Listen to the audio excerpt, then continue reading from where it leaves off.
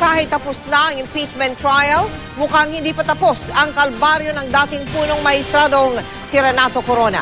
Bukod sa nakabimbing kaso sa ombudsman tungkol sa umano'y hindi maipaliwanag niyang yaman, iniimbestigahan na rin kung nagbayad ba si Corona at kanyang mga kaanak ng tamang buwis. Nakatutok si Maki Pulido. Isang kabanata pa lamang sa kwento ng umano'y yaman ni dating Chief Justice Renato Corona ang natutuldukan. Tapos na ang tungkol sa kanyang salin dahil hinatulan na siyang guilty sa kulang niyang deklarasyon ng yaman. Ang susunod na kabanata, naging matapat ba siya sa kanyang income tax return? Yan ang kabanatang sisimula naman ng BIR dahil tuloy ang pag-imbestiga nila kung tama ba ang binayarang buwis ng dating punong mahistrado. I've already said it has started long ago, no?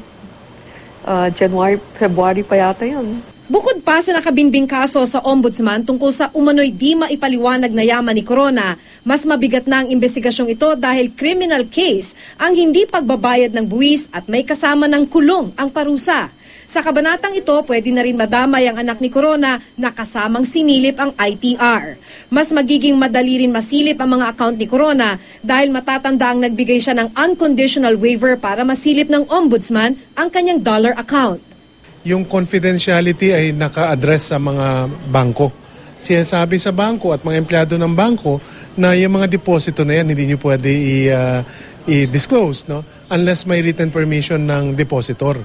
Pero hindi piniprevent ang depositor na mag-disclose nung kanyang mga deposit. Ayon naman sa depensa, sa pinirmahang waiver ni Corona, bahala na ang ombudsman na busisiin ang questionableng account deposits ng dating punong mahistrado. Hindi na rin daw siya magugulat kung gagamitin ang waiver para kasuhan ng kriminal si Corona.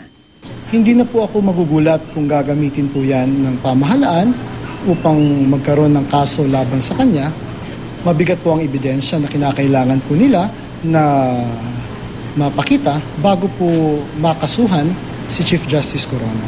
Ang tanong na lang, tututukan ba ng mga dapat mag-imbestiga ang yaman ng lahat ng nasa gobyerno, kakampi man o kalaban sa politika? Sabi ng BIR, oo naman daw, hanggat kaya. But the thing there is we have 1.3 million government officials, employees and officials. We cannot look at all 1.3, no?